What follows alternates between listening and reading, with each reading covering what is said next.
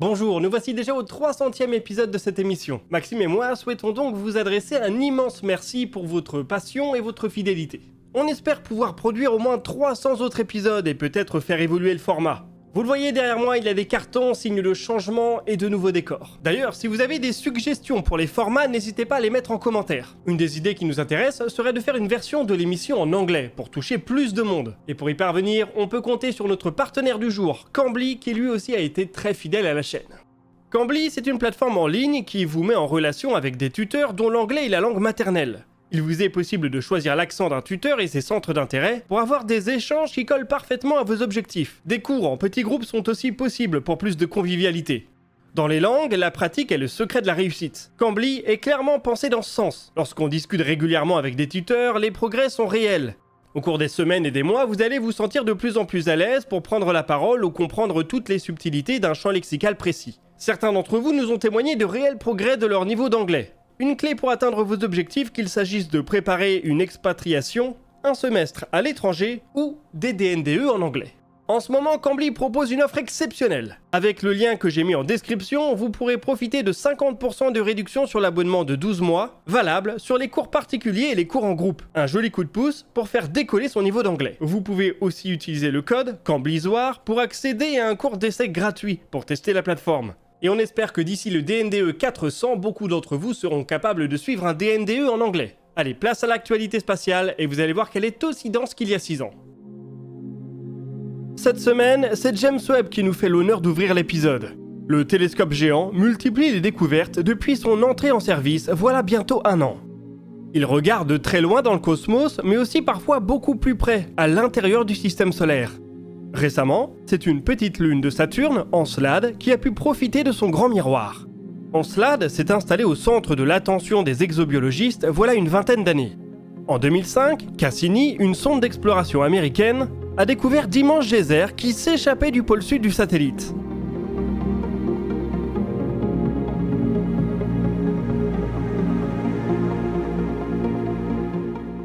Des études de libration d'Encelade, c'est-à-dire de la manière dont elle oscille sur son orbite, ont ensuite permis de déterminer qu'elle abrite un océan global, à quelques kilomètres de profondeur sous sa croûte de glace. Cet océan pourrait faire plusieurs dizaines de kilomètres de profondeur, et surtout, il est probablement en contact avec le cœur rocheux d'Encelade. Sous l'effet des forces de marée de la géante aux anneaux, ce cœur pourrait abriter des cheminées hydrothermales. La présence au même endroit d'eau, de roches et d'énergie géothermique semble offrir un milieu où la vie pourrait apparaître. C'est peut-être d'ailleurs dans un milieu similaire qu'est apparue la vie sur Terre.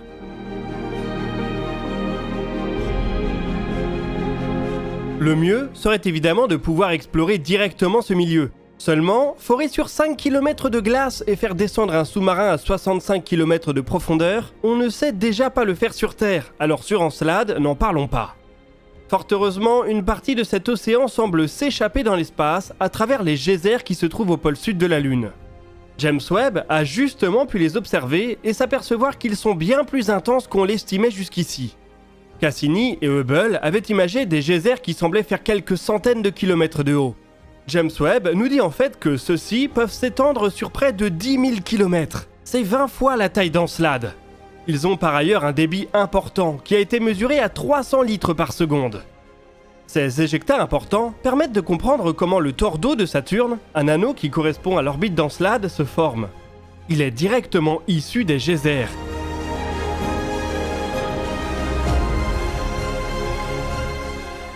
Dans les années et les décennies qui viennent, il sera peut-être possible d'envisager une mission capable de voler à basse altitude dans un de ces geysers pour en prélever un échantillon. C'est probablement la seule option réaliste qui nous permettrait d'explorer par procuration un des mondes océans du système solaire.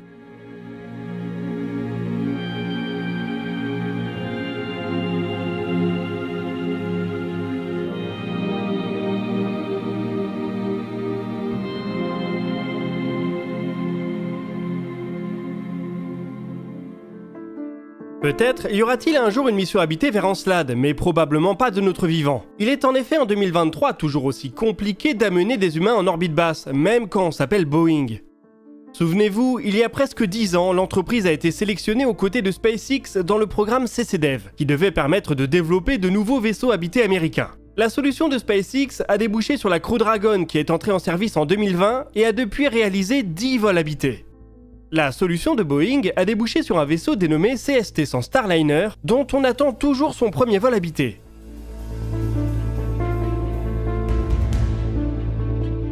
Les vols d'essai ont connu des défaillances suffisamment graves pour que la NASA vienne sérieusement serrer la vis à son partenaire. On espérait qu'un premier vol avec équipage aurait lieu dans les semaines qui viennent, mais le 1er juin, Boeing a une nouvelle fois douché nos attentes. Dans son état actuel, le Starliner souffre encore de 2 problèmes graves. Les lignes de parachute du vaisseau ne sont pas aussi résistantes qu'attendues, ce qui pourrait déboucher sur un accident grave. L'autre problème concerne des rubans adhésifs qui sont utilisés pour organiser le câblage électrique du vaisseau. Boeing s'est rendu compte que dans certaines circonstances, ils peuvent devenir inflammables, ce qui là aussi pose un énorme souci de sécurité. Ces rubans sont partout, il y en aurait au moins plusieurs dizaines de mètres dans le vaisseau. Le Starliner ne va donc pas voler cet été. Boeing ne donne plus de date, le premier vol habité du vaisseau est ainsi décalé indéfiniment. Il ne faut probablement pas l'attendre en 2023. Du côté de la NASA, des voix commencent à se faire entendre pour surveiller d'encore plus près ce qui se passe chez Boeing. Le 25 mai, avant même que l'entreprise ne révèle ses problèmes, le département qui s'occupe de la sécurité au sein de l'agence a exprimé son scepticisme sur la date visée de lancement. Les déboires du Starliner nous prouvent au moins une chose. La NASA a raison de faire passer ses capacités les plus cruciales par plusieurs prestataires. Il lui faut au moins 2 vaisseaux habités pour l'orbite basse, plusieurs atterrisseurs lunaires dans le programme CLPS et 2 alunisseurs habités pour Artemis. De cette manière, si l'un d'eux connaît des déboires aussi importants que le Starliner, il est possible de continuer à avancer avec l'autre. Espérons toutefois que le cas du Starliner n'est pas représentatif. Dans le programme Artemis, il y a cependant plusieurs pièces qui sont irremplaçables, dont le lanceur SLS. Ce dernier passe d'ailleurs lui aussi en grande partie par Boeing. Pour mener à bien son programme lunaire, la NASA va avoir besoin d'une fusée par mission. L'agence vient de nous donner une idée de la pérennité d'Artemis en se projetant loin dans le programme. Il est ainsi attendu que la NASA passe dès cette année un contrat pour produire 10 SLS supplémentaires. Ils serviront pour les missions Artemis 5 à 14. Des vols de SLS en dehors du programme Artemis sont aussi envisagés. On peut s'interroger sur le bien fondé budgétaire d'une telle décision quand on se rappelle que chaque lancement de la fusée géante coûte 2 milliards de dollars, et c'est sans compter les coûts de développement. C'est peut-être ici qu'il aurait été utile d'avoir 2 solutions parallèles pour choisir la moins pire.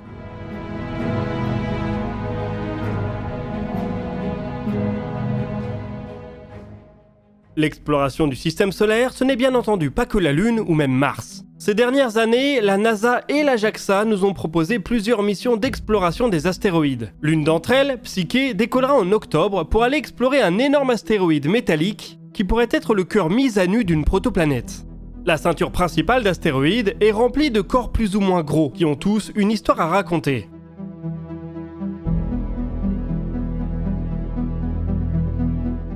La semaine dernière, on a appris que ces astéroïdes vont faire l'objet d'un autre effort d'exploration qui nous vient cette fois-ci des Émirats Arabes Unis. L'agence spatiale émirati a déjà acquis une belle expérience avec sa première sonde martienne, Hope. Elle prépare en parallèle sa première mission lunaire qui devrait avoir lieu l'année prochaine. Ses ambitions spatiales seront donc accompagnées d'une mission d'exploration d'astéroïdes dénommée MBR Explorer. Il s'agit d'une sonde de 2,3 tonnes qui devrait décoller en 2028. Elle survolera 6 astéroïdes de la ceinture principale avant de se diriger vers une 7e cible autour de 2034. La sonde restera avec cette dernière cible, l'astéroïde Justitia, pendant au moins 1 an. Un atterrisseur sera même envoyé jusqu'à sa surface. La mission fera largement appel à des collaborations internationales. Des instruments américains et italiens sont déjà prévus. L'agence spatiale émirati poursuit ainsi un programme presque entièrement basé sur la science. Si elle réussit sa mission lunaire et sa mission d'exploration d'astéroïdes, elle pourra se targuer d'avoir atteint des objectifs que même certaines agences majeures n'ont pas pu ou voulu atteindre.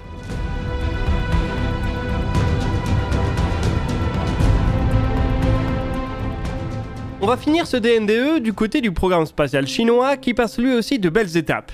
La semaine dernière, la mission Chenzhou 16 s'est envolée en direction de la station spatiale du pays.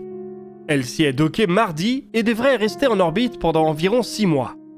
Parmi les 3 membres d'équipage qui prennent cette rotation, il y a notamment le premier civil du programme de vol habité du pays. C'est un professeur d'université qui prend le rôle de spécialiste de mission. Quelques jours plus tard, c'est la mission Chenzhou 15 qui est revenue de cette même station. Ces 3 membres d'équipage ont réalisé le plus long séjour dans l'espace du programme spatial chinois, avec 186 jours et 7 heures. C'est à peu près ce que devraient durer les missions qui prendront la relève. La Chine a évoqué la possibilité de faire séjourner des astronautes d'autres nationalités à bord de sa station. Pour le moment, on ne connaît pas les éventuels prétendants. On sait seulement que les astronautes de l'ESA n'en feront pas partie. Les alliés spatiaux de la Chine seront également invités à participer à son initiative de base lunaire, baptisée ILRS. On voit déjà les premiers partenariats se dessiner du côté du Pakistan. La Chine pourrait se décider à mettre en place ses propres accords Artemis pour offrir un cadre différent de celui du camp occidental. C'est dans les 7 années qui viennent que la course à la Lune va se jouer, et on espère que vous y assisterez avec nous, peut-être autour du DNDE 600.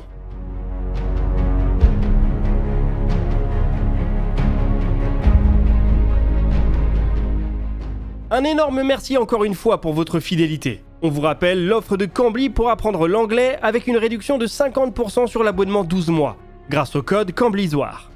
N'hésitez pas à partager vos questions dans les commentaires, on y répondra dans la vidéo qui sortira le dimanche 18 juin à 17h.